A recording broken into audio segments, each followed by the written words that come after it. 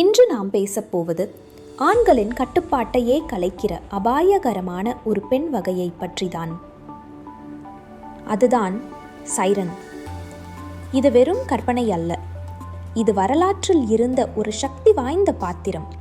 கிளியோபாட்ராவிலிருந்து Merlin Munro வரை ஆண்களை முழுமையாக வசீகரித்த பெண்கள் எல்லாம் இந்த சைரன் வகையைச் சேர்ந்தவர்கள். சரி, சைரன் என்றால் யார்?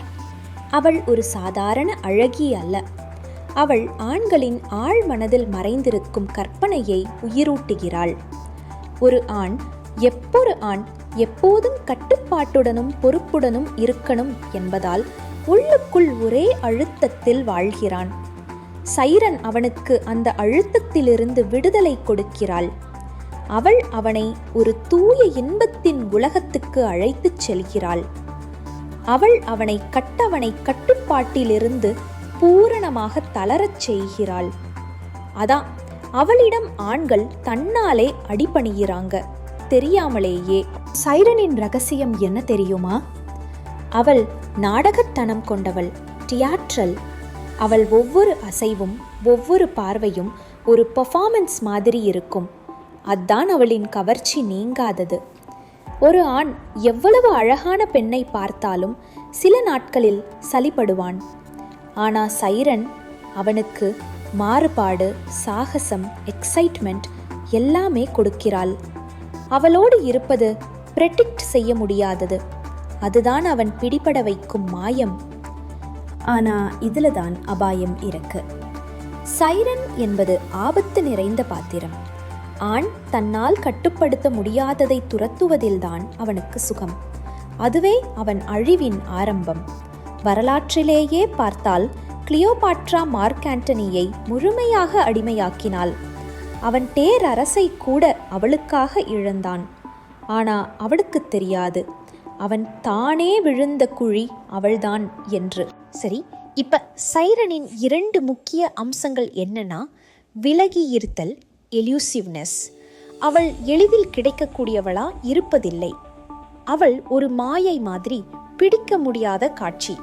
அதுதான் ஆணை அவளை துரத்த வைக்கிறது. அவன்தானே அவளை துரத்துறான், ஆனா அவனுக்கு தெரியாது அது அவள் ஏற்படுத்திய விளையாட்டு என்று. மாறுபாடு, டிஃப்ரென்ஷியேஷன். அவள் எப்போதும் மற்ற பெண்களிடமிருந்து வித்தியாசமாக இருப்பாள்.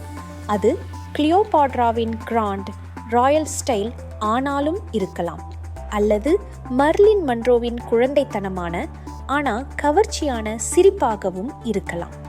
இப்போ சைரனின் முக்கிய ஆயுதம் அவளின் உடல் மொழி.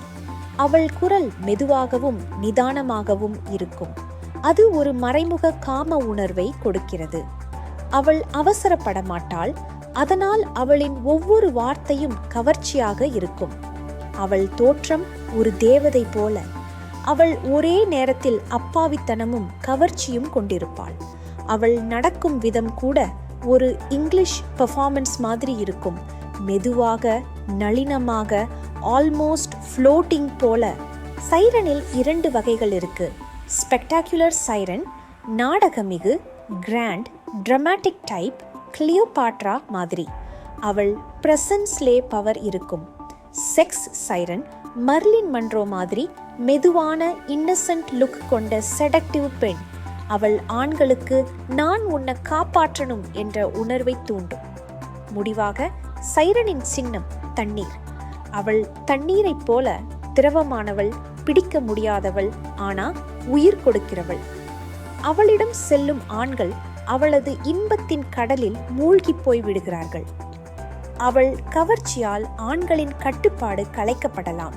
ஆனா உண்மையில் சைரனின் சக்தி அவள் எதையும் கட்டாயப்படுத்தாமல் ஆண்களை தாமாகவே அடிபணிய வைப்பதில்தான். சைரன் நம்மை கவர்கிறாள், அத்தோடு அவள் நமக்கு ஒரு பாடம் கற்றுக் கொடுக்கிறாள். கவர்ச்சியும் கட்டுப்பாடும் 2க்கும் நடுவேதான் உண்மையான சக்தி இருக்கிறது. அழகும் ஈர்ப்பும் சக்திதான். ஆனால் அதை அறிவுடன் பயன்படுத்தும் பெண்ணே உண்மையான சைரன். ஒரு ஆண் அவளிடம் விழாமல் இருப்பதல்ல முக்கியம், அவளை புரிந்து கொண்டு அந்த மாயத்தை மதிப்பதே அறிவு.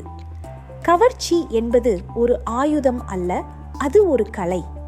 அதை பயன்படுத்தும் அறிவே உண்மையான ஈர்ப்பின் மர்மம்.